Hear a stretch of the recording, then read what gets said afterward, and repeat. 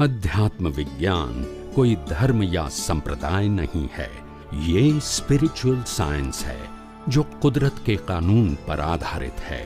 ये विज्ञान पूरे ब्रह्मांड के सभी रहस्यों को उजागर करता है और जीवन के सभी पहलुओं को समझने के लिए एक नई दृष्टि देता है। इसी को आर्ट ऑफ विजन कहते हैं, दुनिया को देखने की एक नई दृष्टि, जो अध्यात्म विज्ञानी परम पूज्य स्वामी श्री कमलेशानंद जी के निर्देशन में सनातन सत्य का अनुसंधान कर हमारे जीवन को प्रकाशित करे। जय सच्चिदानंद। अगियारस कोने कहेवाय ने ते केवी रीते करवानी? अगियारस कोने कहेवाय? अगियारस कोने कहेवाय ने ते केवी रीते करवानी? अगियारस એટલે શું? વૈષ્ણવની અગિયારસ કેવી હોય કે જે રોજ ના ખવાતું હોય તે અગિયારસમાં ખવાય. બધા કાજુ દ્રાક્ષ બદામ બધું જ ખવાય, જે રોજ ના ખવાય તે બધું ખવાય.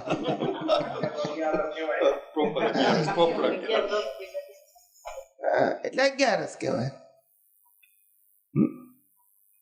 ને. જૈનોની અગિયારસ એટલે કે ખાલી પાણી પીવાનું. અને દાદાની અગિયારસ એટલે 5 જ્ઞાનેન્દ્રિયો, 5 કર્મેન્દ્રિયો અને 11મું મન. આ 11 વસ્તુને 24 કલાક માટે નિરાહાર રાખવું. શું રાખવું? નિરાહાર એટલે કે એને આહાર ના આપવો, સપોર્ટ ના કરવો. વિચાર આવે તો એને આઈને જવા દેવાનો. શું કીધું? આંખોથી કશું જોવું નહીં, મોઢેથી કશું બોલવું નહીં, કાનથી સાંભળવું નહીં, નાકથી સૂંઘવું નહીં, જીભથી ચાખવું નહીં. આ બધી ફિઝિકલ બોડીથી કોઈ એક્ટિવિટીઝ ના કરવી. શું ના કરવું? એક્ટિવિટીઝ, પ્રવૃત્તિ ના કરવી. એટલે આવી રીતે આ 11 વસ્તુને નિરાહાર રાખવું, એનું નામ દાદાઈ અગિયારસ. સમજાય છે?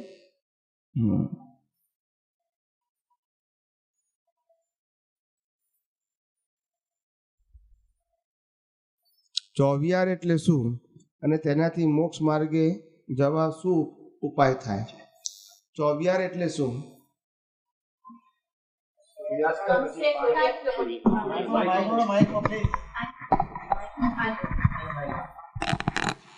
સૂર્યાસ્ત પછી ખાવાય નહીં, તેને ચોવિયાર કહેવામાં આવે.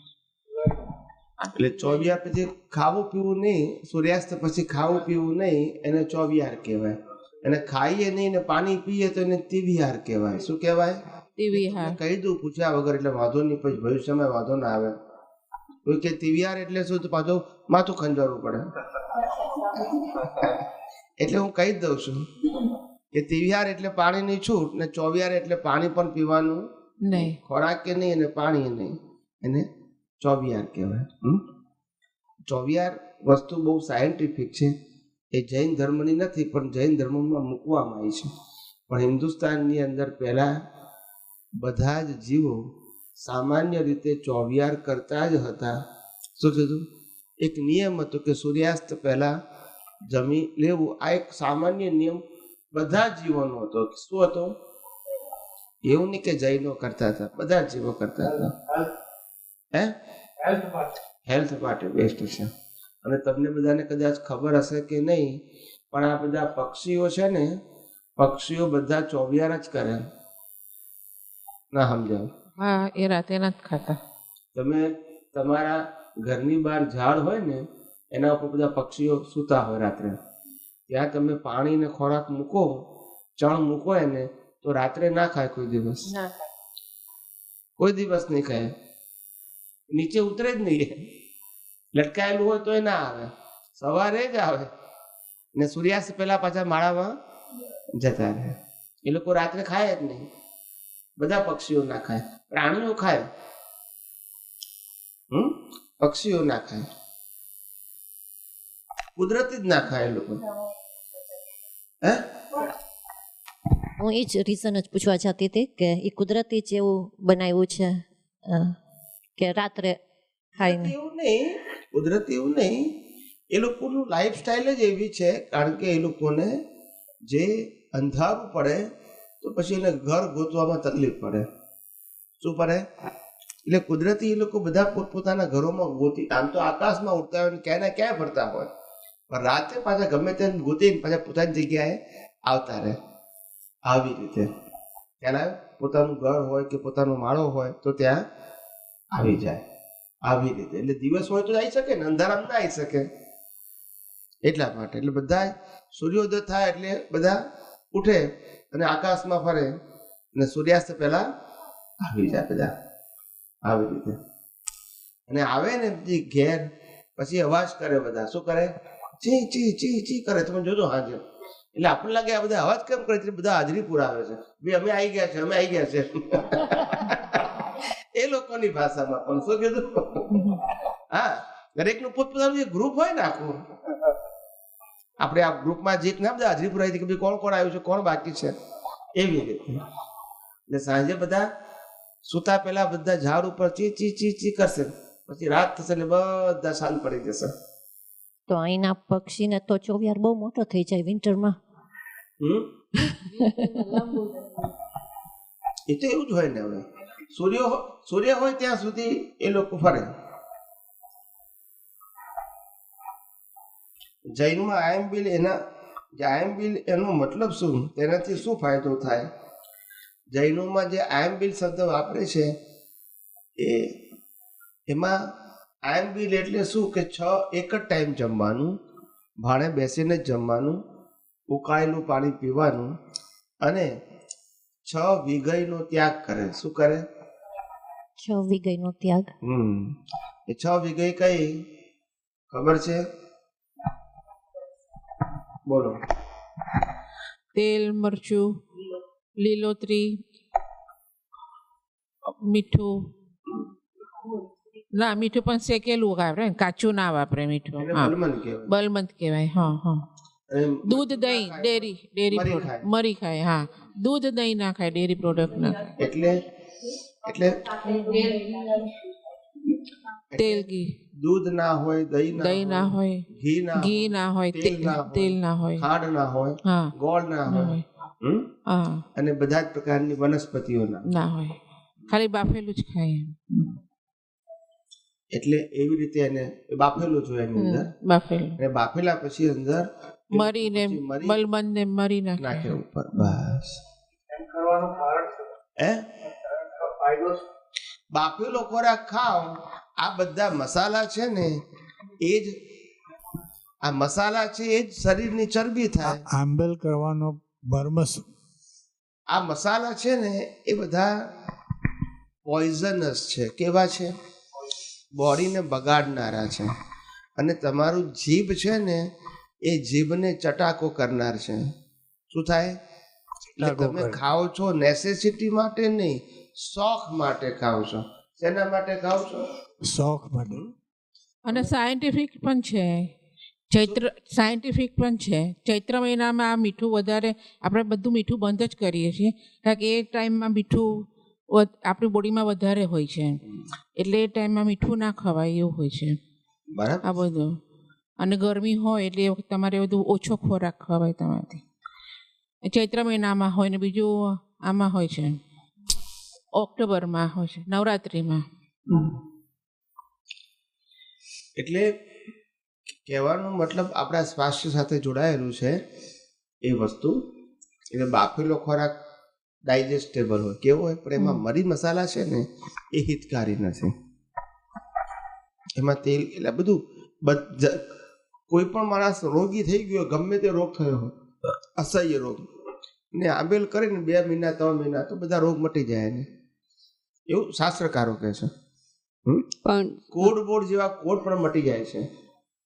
હા, એવી એટલે વાર્તા છે શ્રીપાલ રાજાની ને કરે છે. પણ અમે એટલે જોયું જ છે કે, અને તમને પણ ખબર છે, ઘણા વર્ષ સુધી એક દિવસ ઉપવાસ ને એક દિવસ આંબેલ, એક દિવસ ઉપવાસ ને આંબેલ કરે છે, અને એ લોકોનું જીવન બરાબર સરસ રીતે ચાલે છે અને હેલ્ધી હોય.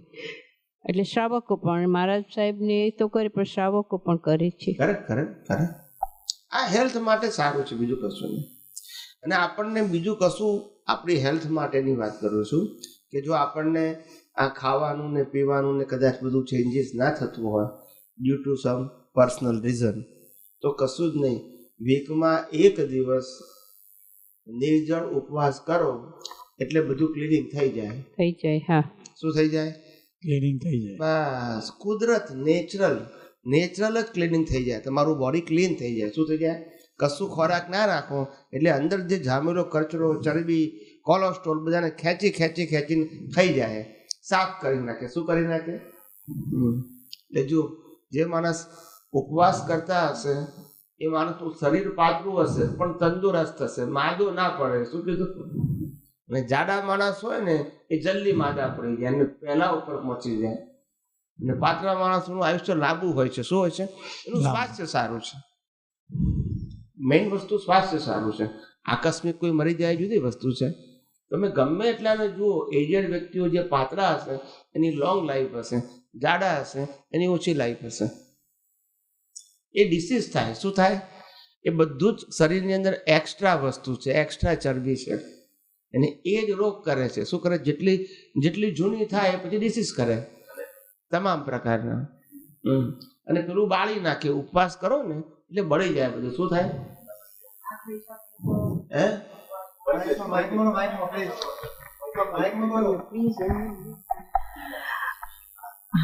આપણાથી ઉપવાસ ના થઈ શકે તો એવી રીતે ના થઈ શકે એવું બનતું નથી હોતું કોઈનાથી, પણ આ શું છે કે તૈયારી કરી નથી હોતી આપણે. શું છે? આપણે કરીએ તો ખ્યાલ આવે ને. આજે કરીએ કે આજે મારે ઉપવાસ કરવો છે, પછી સવારથી નક્કી કરવાનું ખાવું નથી મારે, પછી 11, 12, 2, 4, 6 પછી ભૂખ લાગે તો જ્યુસ પીવું પાછું, પછી બીજી વખત કરવું, પછી 8 વાગે રાતના ભૂખ લાગે તો જ્યુસ પીવું. એમ કરતાં 24 કલાક થઈ જતા. પ્રેક્ટિસ છે. કશું કંઈ દરેક વસ્તુ છે ને આ પ્રકૃતિ કેળવવાથી ટ્રેન થઈ શકે છે. શું છે? કેળવવાથી. રાતોરાત ના થઈ જાય, પણ પોસિબલ છે, ઇમ્પોસિબલ નથી. મેં તો જૈનોના એવા સાધુ જોયા છે, કદાચ તમે જોયા હશે કે સાંભળ્યું હશે, 6 મહિનાના ઉપવાસ. શું કીધું? હા. આજની વાત કરું છું, આજના જમાનાનો, ભૂતકાળની વાત નથી કરતો. બોમ્બેની અંદર એક સાધુ મહારાજે 181 ઉપવાસ કર્યા હતા. એક જણે 201 કર્યા હતા. કન્ટિન્યુઅસ. એટલે શારીરિક ક્ષમતા વાળા કેટલાક જીવો હોય એવા ઉત્કૃષ્ટ પ્રકારના તપ લઈને આવ્યા હોય, કરી શકે. મનોબળ જોઈએ. શું જોઈએ? શરીરનો તો વાંધો આવતો જ નથી, આપણું મનોબળ ઢીલું પડી જાય છે. શું થાય છે?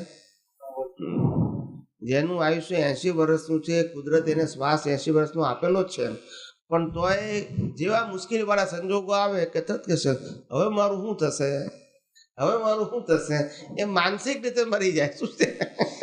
પણ ફિઝિકલ તો કુદરત જ્યાં સુધી આયુષ્ય આપ્યું ત્યાં હું જીવાડવાના જ છે, ફરજિયાત. એમાં એની પાસે ઓપ્શન નથી. પણ માનસિક રીતે મનોબળથી એ મરી જાય છે. એને ભાવ મરણ કહ્યું. શું કીધું? ભાવ મરણ. દ્રવ્ય મરણ તો થવાનું જ છે, ફરજિયાત છે બધાનું. ભાવ મરણ એ અજ્ઞાનતાને કારણે છે, ભયને કારણે છે, મોહને કારણે છે. આમાં એક એટલે આંબેલની વાત આવીને તો એ જરાક બધાને ખાસ કહેવા માટે કે, અને તમે પણ એમાં વધારે કહી શકો સારું, કે એમાં બધું વિધિપૂર્વક બહુ કરવાનું હોય. એનું વિધિપૂર્વક કરે તો એ લોકો એમ કે સફળ થાય. પછી એમાં અમુક જાતના પાયો નાખે, વર્ધમાન તપની ઓળી, તો એમ કે તીર્થંકર પદ બંધાય ને એ બધું. એટલે હવે આપણે સમજીએ કે એ તો આપણે નથી એવું હોતું, પણ જૈનોમાં એ બહુ ફર્મ બિલીફ છે. તો માને તો ખરા જ ને, એમાં દરેક ધર્મને પોતપોતાના આધાર હોય ને આધારને આધારે બધા ફોલો કરતા હોય. સમજાય છે કે નહીં? દરેક ધર્મવાળા પોતપોતાની તો આધાર તો આપે જ ના આપે. અને આ બધું સાધુઓએ કરેલું છે. કોણે કરેલું છે? મૂળ પુરુષ આવું ના બોલે. હા, બરાબર. મૂળ પુરુષ આવું ના, અસૈદ્ધાંતિક વાતો ના કરે. પણ હા, મૂળ પુરુષ હોય ને એ આવી વાતો ના કરે. મૂળ પુરુષો હંમેશા સિદ્ધાંતની વાત કરે. પણ જે ધાર્મિક પુરુષો છે, ધર્મગુરુઓ છે, શાસ્ત્ર જ્ઞાનીઓ છે, એ બધી શ્રદ્ધાની વાતો કરે.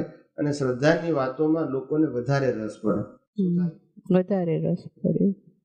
આવું છે. એટલે કુદરતી જેવું હોય. હા એ તો બરાબર. બધાને શ્રદ્ધામાં જ વધારે રસ હોય, સિદ્ધાંતમાં રસ ના હોય. બહુ જ ઓછા જીવો હોય એવા કે જેને સિદ્ધાંતમાં રસ હોય, બધાને ના હોય.